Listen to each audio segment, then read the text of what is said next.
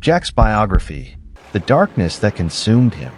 Jack was born in a forgotten Irish village, nestled among fog-drenched hills and murky bogs. From childhood, he was marked by strangeness. His eyes, cold and piercing, seemed to glimpse shadows others could not. He grew up in poverty, yet even when starving, he swindled neighbors out of their last scraps. Over time, his heart turned black as tar, and his soul hollow as the autumn wind.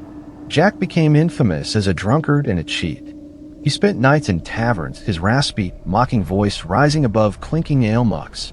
He drank, lied, and laughed at those ensnared by his schemes. Yet even in his drunken stupors, he sensed something watching him.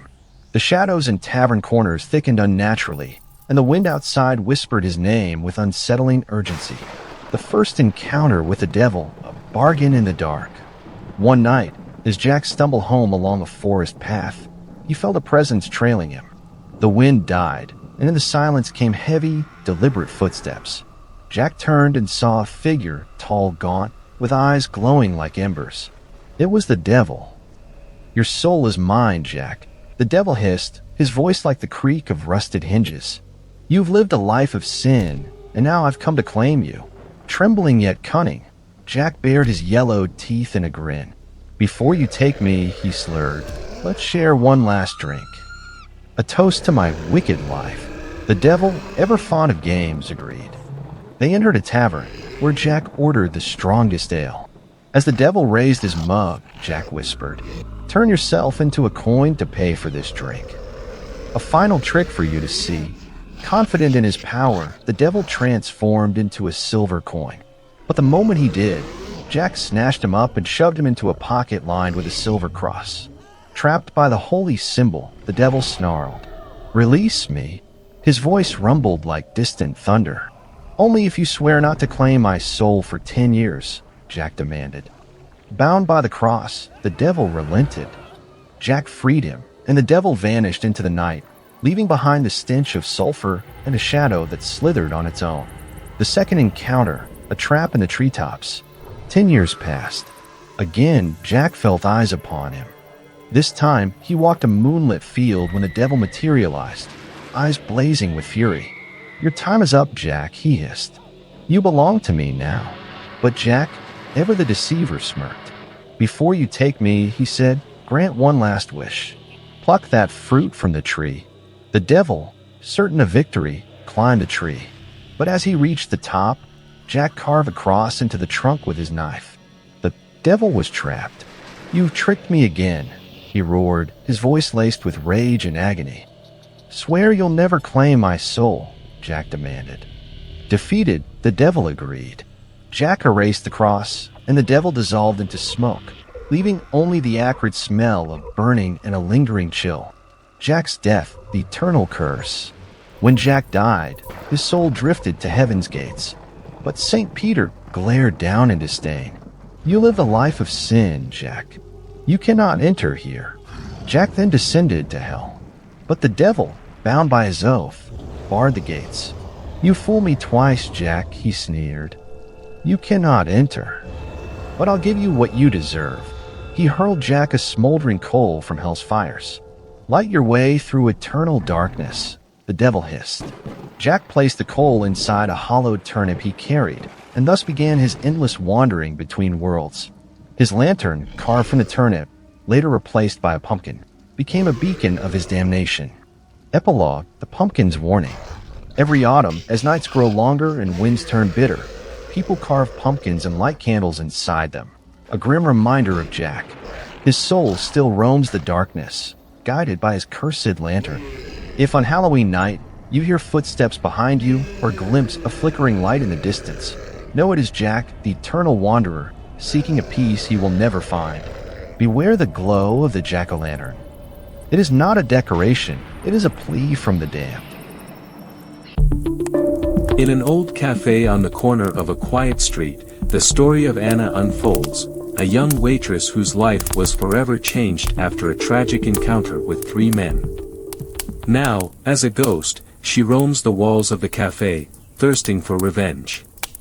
Her shadow is felt by every visitor, and those who wronged her are doomed to face her wrath. But what happens when her tormentors return to the cafe, and Anna decides her time has come? The shadow in the old cafe, a vengeance that knows no rest. Anna worked as a waitress in a small cafe on the corner of an old street.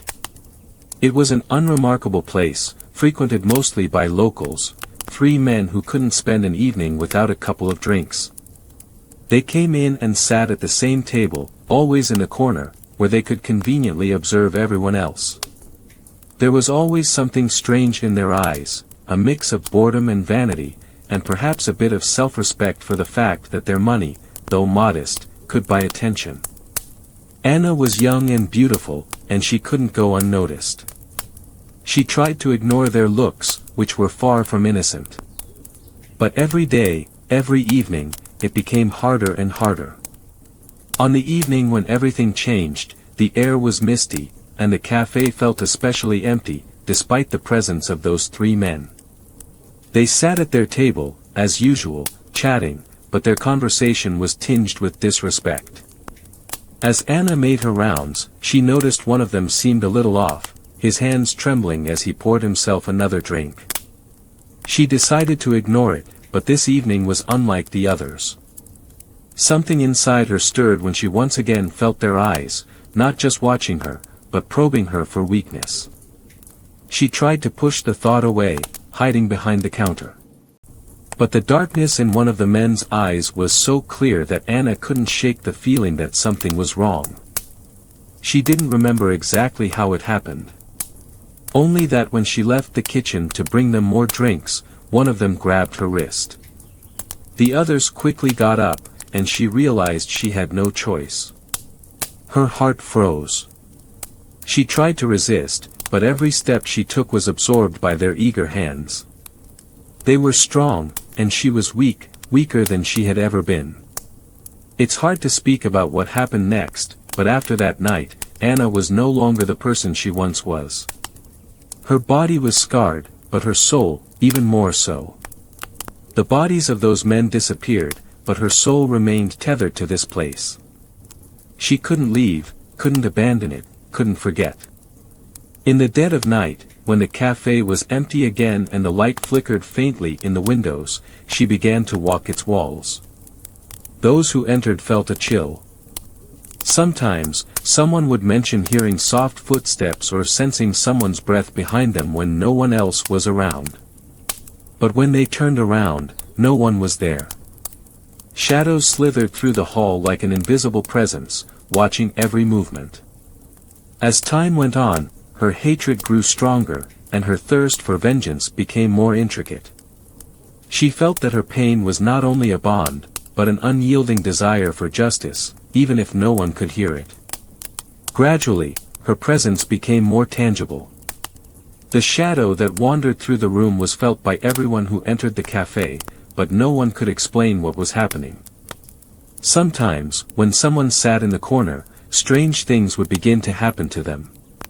Tables would shift, chairs would creak, and the light in the lamps would flicker. At first, people attributed this to old equipment or forgotten repairs, but at the moment when the cold began to freeze their bodies, and their gaze seemed to be drawn into nothingness, they started to realize that something was not right. Something was watching them. At first, Anna simply observed. She watched as visitors didn't notice her presence, as the cafe owner locked the doors and turned off the lights day after day. But she couldn't just stand by while her hatred filled her up. And then, one evening, when the 3 men, once her tormentors, returned, everything changed. They didn't come with their usual crowd, as they always did. They were alone, miserable, and a little lost. It seemed like an ordinary evening, but not for Anna. This was her moment of revenge. She watched them from behind the old curtain in the corner, her body invisible to them, but she could feel them involuntarily listening to every sound, the tension in their shoulders increasing. Anna knew they didn't come here by accident. One of them was drunk, the others silent. In their eyes, there was no longer that disdainful gleam they had once had for her in the days when everything seemed in control. Now, they felt it, they had lost something. They couldn't understand what it was, but they sensed the cold, as if someone was watching them. When one of them stood up to go to the restroom, the door that should have opened normally suddenly didn't give way.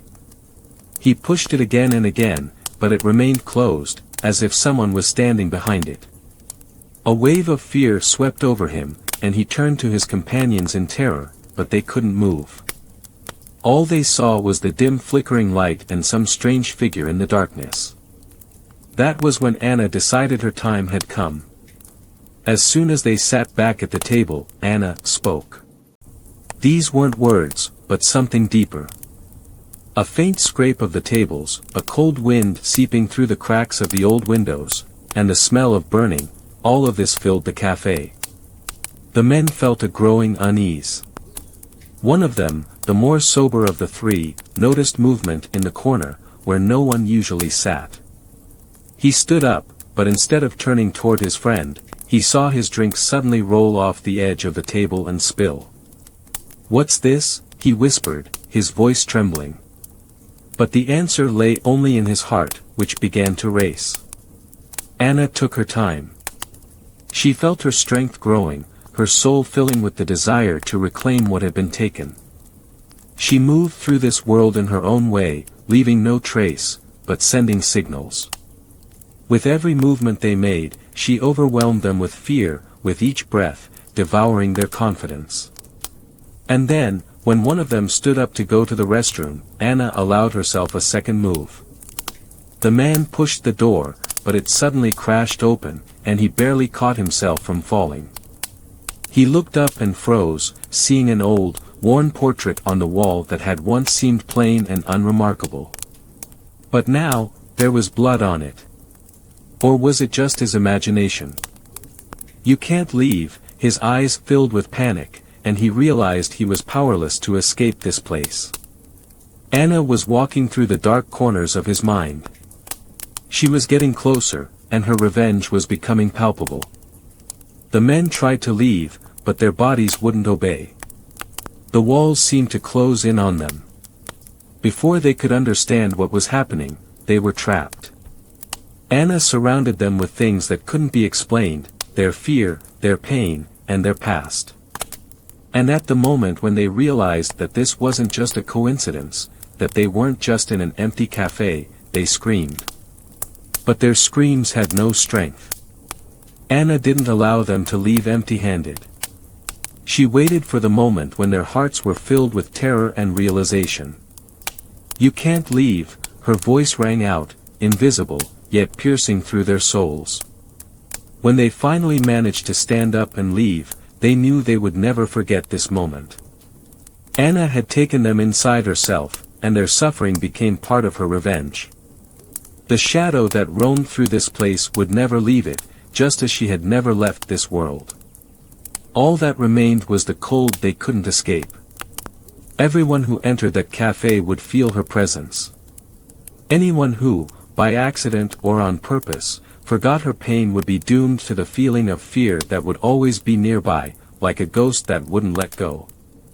Anna had finally found peace, but her vengeance, her spirit, remained alive, wandering the walls of the cafe, reminding everyone who had wronged her that evil doesn't go unpunished.